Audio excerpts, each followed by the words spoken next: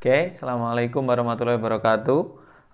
Saya percaya ini adalah pertemuan pertama kita dalam bahasa Inggris teknik, dan saya akan menerangkan materi yang pertama. Tenang ya, materi ini bukan bersifat khusus, jadi ini secara umum dulu karena ini pertemuan pertama. Sebelumnya, semoga kita selalu dalam keadaan sehat-sehat saja, terutama dalam masa pandemi seperti ini. Ingat, kita harus tetap mematuhi protokoler kesehatan, menjaga jarak, memakai masker ketika di luar, dan mencuci tangan sesering mungkin ya, atau terutama setelah berinteraksi di luar rumah ya. Itu semua untuk menjaga kita dari risiko tertularnya virus COVID-19 ini ya. Oke.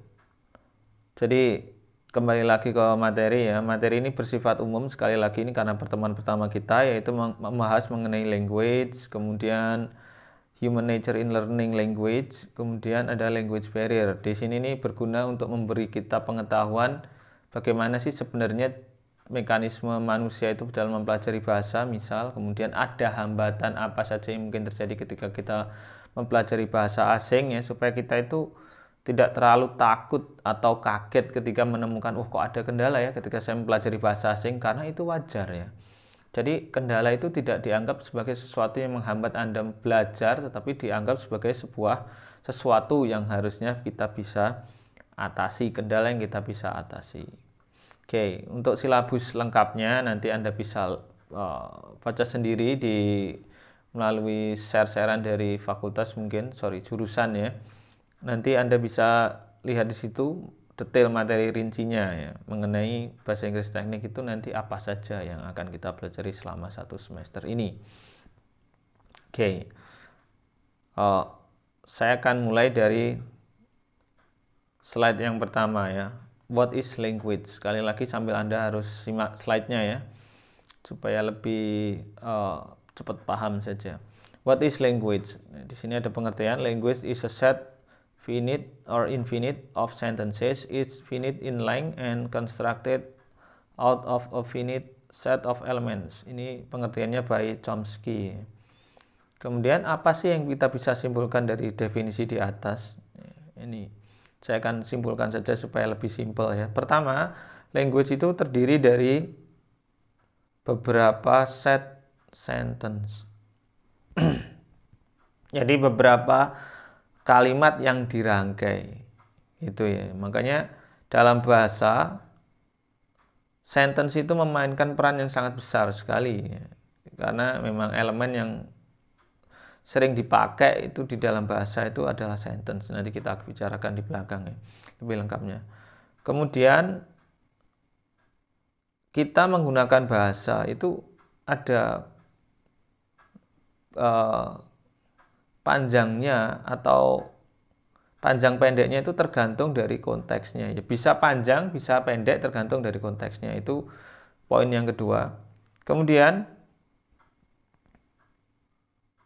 sentences are constructed in a finite set of elements. Jadi kalimat itu dikonstruk ya, dibentuk berdasarkan,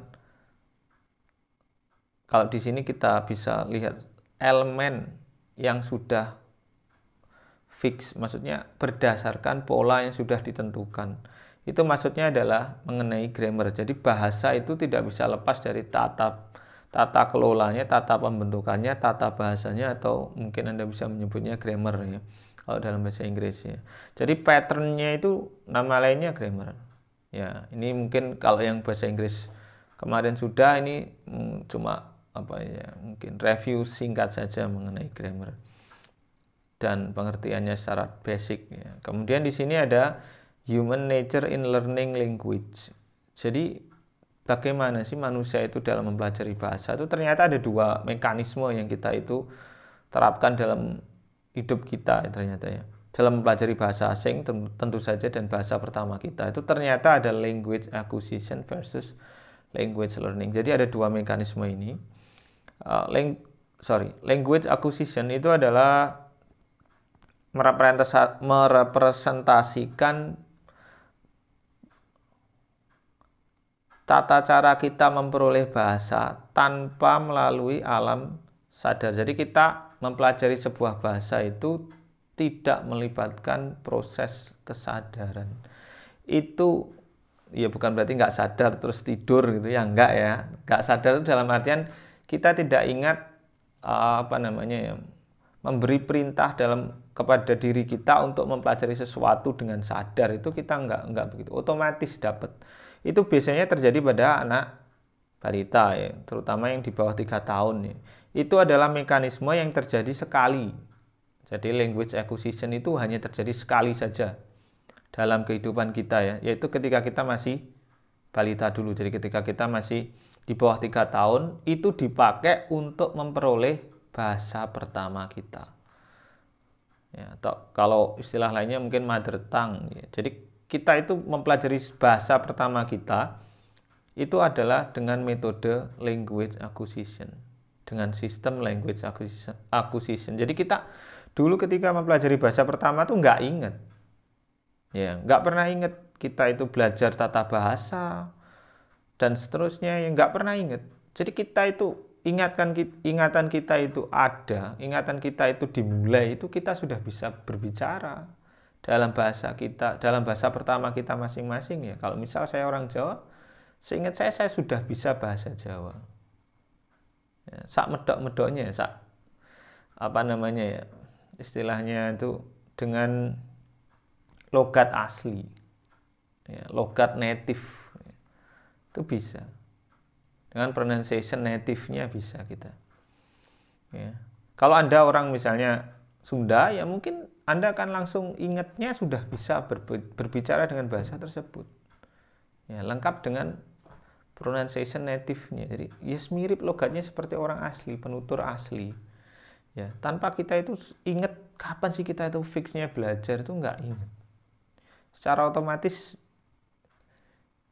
kita itu mempelajari tanpa kita itu perlu memberi kesadaran pada otak untuk belajar, otomatis dapat. Ya, walaupun ya dengan meniru, kemudian melihat, mengamati, kemudian terakhir meniru, tapi kita tanpa ingat proses-proses seperti itu. Ya, kita nggak pernah belajar tata bahasanya. Bagaimana sih tata bahasa Jawa itu, misal kita nggak pernah ingat belajar hal seperti itu ketika kita di bawah usia 3 tahun, tapi kita menyusun kalimat nggak pernah salah. Ya dalam artian bukan nggak pernah salah ya, tapi nggak pernah aneh atau tidak wajar, urutannya terus menjadi aneh, kemudian ketika mengeluarkan sebuah ungkapan bahasa atau kalimat untuk berkomunikasi itu kita kemudian menjadi kalimatmu kok kayak terbalik-balik, nggak pernah ada yang komplain seperti itu. Kita normal berbicara. Ya alhamdulillah ya. Itu karena language acquisition tadi. Jadi mengamati kemudian meniru dengan sangat perfect sehingga kita bisa memperoleh kemampuan seperti ini, kemampuan berbahasa seperti ini. Ya. Itu sekali lagi kemudian Anda mencoba membayangkan ya, apakah semua orang yang berbicara bahasa Inggris, misalnya orang native itu kemudian adalah ya karena mereka pintar? Ya enggak. Ya karena mereka memanfaatkan language acquisition-nya untuk mempelajari bahasa pertama mereka yang kebetulan adalah bahasa Inggris. Jadi ketika mereka ditanya akan sama seperti Anda. Kapan Anda bisa belajar bahasa Inggris? Ya nggak ingat juga. Ya tahu-tahu mereka sudah bisa. Ketika kita balita, kita sudah bisa cara minta makan, merajuk ketika kita minta uang saku, cara mengungkapkan ekspresi dan emosi, lengkap sudah. Ya, nggak ada orang tuh yang normal tuh tiba-tiba bagaimana sih caranya merajuk itu saya nggak tahu, nggak mungkin. Ya bisa. Ya, itu bukti bahwa ya kalau Anda bisa mencapai pada tahap seperti itu bukti bahwa Anda masih diberi kenormalan fungsi bahasa, ya. Tapi sekali lagi, ya itu hanya terjadi sekali, tidak bisa kita ulangi lagi setelah tahap itu kita lakukan, ya.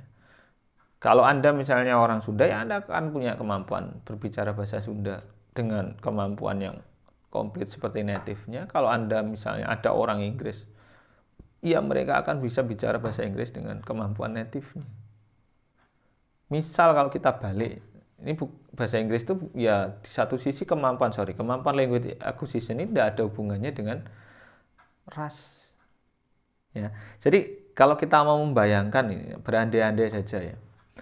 Ada seorang anak, ya anggap saja balita atau bayi gitu ya. Seorang bayi orang dari suku Jawa misal. Kemudian dia diadopsi oleh keluarga asing di anggap saja Amerika gitu. Dia dibesarkan dari usia 0 tahun di situ. Maka ketika dia nanti misal usia 5 tahun, ya dia kemampuannya adalah berbicara bahasa Inggris dengan logatnya sama seperti native. Ya, walaupun ciri rasnya tidak hilang ya. Namanya orang Jawa misalnya ciri khasnya tidak berkulit putih yang seperti orang bule dalam artian seperti itu atau berambut pirang, ya tetap fisiknya merepresentasikan rasnya tidak berubah, tetapi kemampuan bahasanya sama sekali tidak akan mirip dengan orang Jawa. Dia sudah benar-benar menjadi orang, ya menjadi pengguna bahasa Inggris level native ya, nggak medok sama sekali. Misal seperti saya ini contohnya ya, belajar bahasa Inggris pasti nanti terkena pengaruh-pengaruh dari bahasa pertama kita ya. Ya walaupun dengan latihan tertentu mungkin bisa dikurangi ya. Tuh. Ya. Jadi language acquisition itu seperti itu. Atau sebaliknya ya, ada bayi yang mungkin rasnya adalah ras Eropa, kalau Anda mungkin simpelnya menyebutnya rasnya atau bule gitu. Anda dari usia 0 tahun diadopsi dan mungkin diadopsi oleh keluarga Jawa, misalnya kita balik. Misalnya yang spesifiknya orang Jogja lah, misalnya keluarga Jogja yang mengadopsinya gitu ya. Itu nanti ketika dia besar, misalnya umur 5 tahun, 6 tahun, 7 tahun tuh fisiknya memang representasi dari rasnya. Jadi dia mungkin rambutnya pirang, matanya biru, tetapi bahasanya dia akan mampu menguasai bahasa Jawa versi Jogja dengan sangat baik dan persis seperti native. Native itu orang-orang asli yang menggunakan bahasa tersebut. Sak medok-medoknya bisa. Tuh ya. Jadi kalau misalnya Anda sekarang merasa, saya kok nggak bisa bahasa Inggris, karena apa karena saya ini orang Jawa? Nggak ada hubungannya. Ya, bukan karena itu. Nah, nanti kita akan mungkin menyinggung lebih dari menyinggung masalah itu setelah slide-nya ini, setelah slide pertama ini, setelah halaman pertama ini. Kemudian yang kedua, tadi ada dua cara. Yang pertama sistem acquisition tadi, yang kedua adalah language learning. Ya.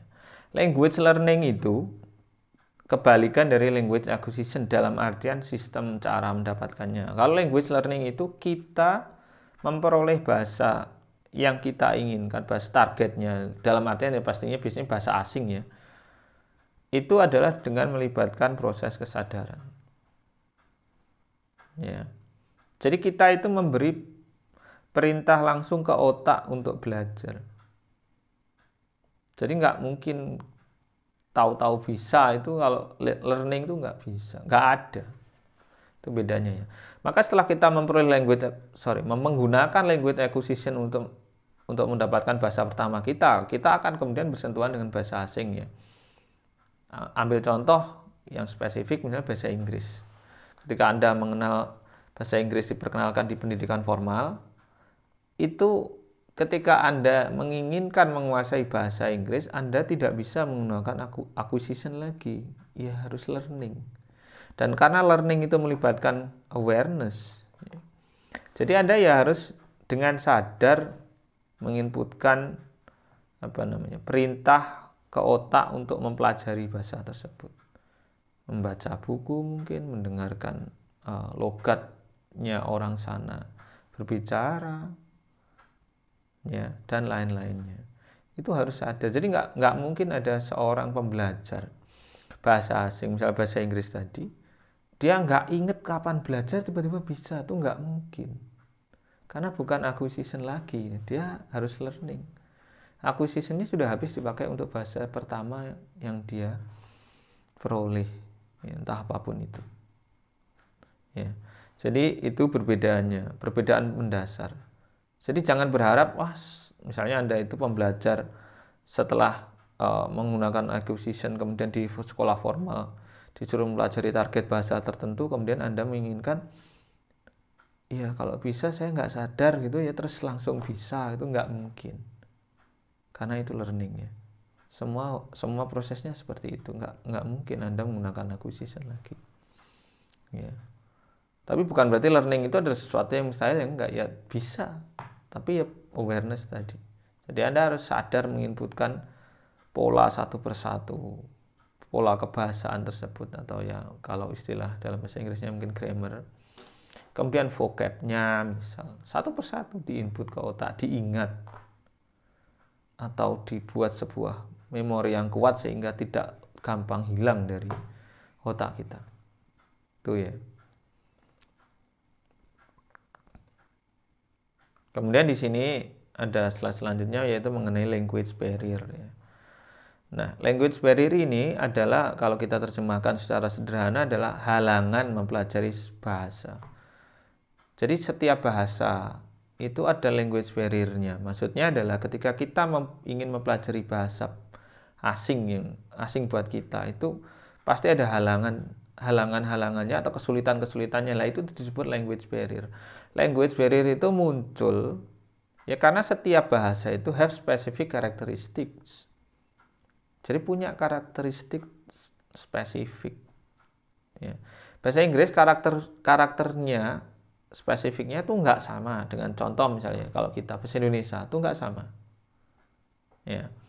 Misalnya kalau kita lihat di grammarnya, detail in language pattern atau grammarnya tidak sama. Kemudian adverb of time-nya, sense penggunaannya tidak sama. Dalam hal ini presisinya tidak sepresisi itu kalau dalam bahasa Indonesia ya. Kemudian paralelism itu ada di bahasa Inggris. Di bahasa Indonesia kita, saya ya maaf ya, saya belum terlalu dengar, atau mungkin saya yang nggak dengar nggak tahu. Tapi kalau dalam bahasa Inggris itu paralelism itu dianut. Ya. Kemudian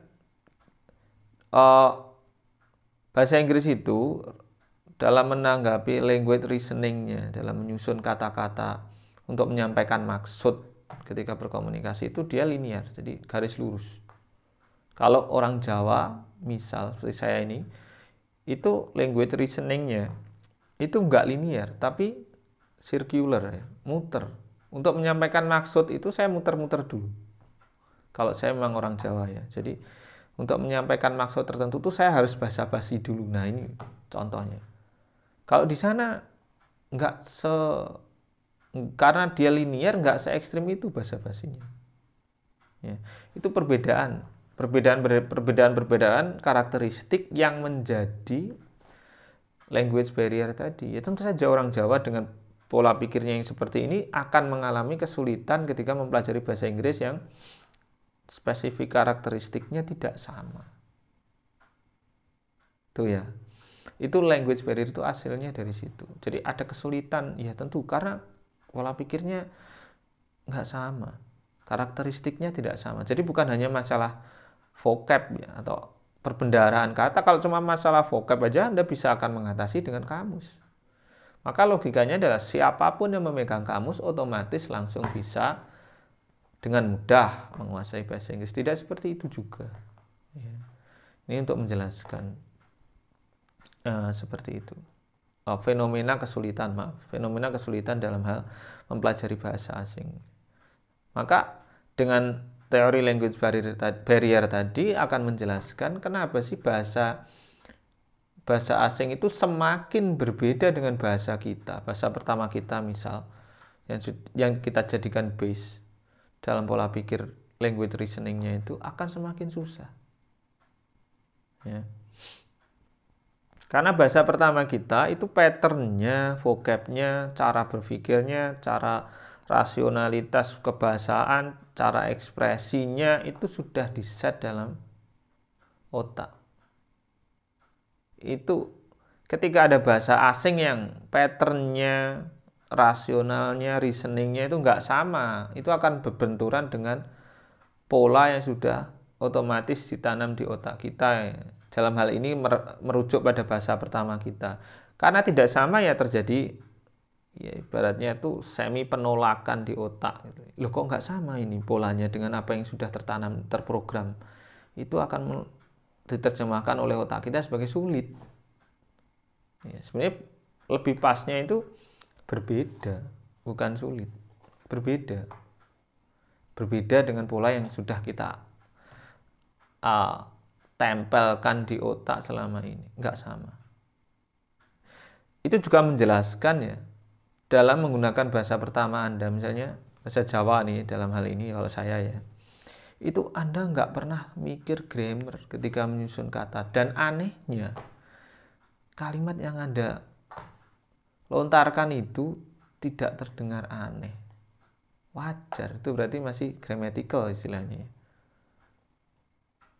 Kenapa? Ya karena sudah polanya tertanam di otak kita masing-masing. Karena saking baiknya tertanam, kita nggak pernah terlalu bingung menyusun kalimat ketika ingin mengungkapkan sesuatu dalam bahasa pertama kita. Semuanya tuh kayak saking cepatnya Anda sampai nggak jarang merasa harus mikir. Karena saking sudah kuatnya pola itu ya. Coba dalam bahasa asing gitu ya, Anda ingin mengungkapkan sesuatu, pasti mikir artinya apa sih artinya ini dalam bahasa yang lain. Kemudian saya harus menyusunnya bagaimana atau grammarnya bagaimana, itu terasa sekali ya. Tapi dalam bahasa pertama kita enggak, hal seperti itu kita nggak pernah rasakan kecuali dalam kondisi ekstrim, misalnya nervous berat ya, atau dalam hal kondisi-kondisi tertentu ya tentu mungkin itu menghambat otak kita dalam mengingat ya. Tapi dalam kondisi normal nggak pernah terjadi ya. Bersyukurlah Anda. Berarti kalau Anda sampai seperti ini, itu Anda sebenarnya tidak terlalu bisa mengatakan saya ini bodoh. Enggak, Anda itu normal. Dan karena kita normal, kita masih punya chance mempelajari bahasa lain lewat learning tentu saja ya, seperti yang sudah kita bahas tadi. Oke. Saya rasa itu penjelasan mengenai materi pertama kita. Untuk tugasnya nanti di slide ini ada sebenarnya tugasnya, tapi nanti akan saya upload via LMS dan Anda harus mengumpulkannya juga via LMS ya. Ada tugasnya masing-masing, tenang saja ya. Oke, kalau ada pertanyaan, maaf ini karena tidak bisa dua arah komunikasinya, jadi ya kalau ada pertanyaan Anda harus sampaikan di grup ya, di grup WhatsApp ya, yang sudah kita bentuk. Itu nanti setelah mendengarkan materi ini ada pertanyaan, silahkan diajukan di situ. Semoga saya bisa menjawab ya. Oke, saya rasa cukup untuk penjelasan di pertemuan pertama kita. Terima kasih atas atensinya. Thanks for your attention. See you next meeting and assalamualaikum warahmatullahi wabarakatuh.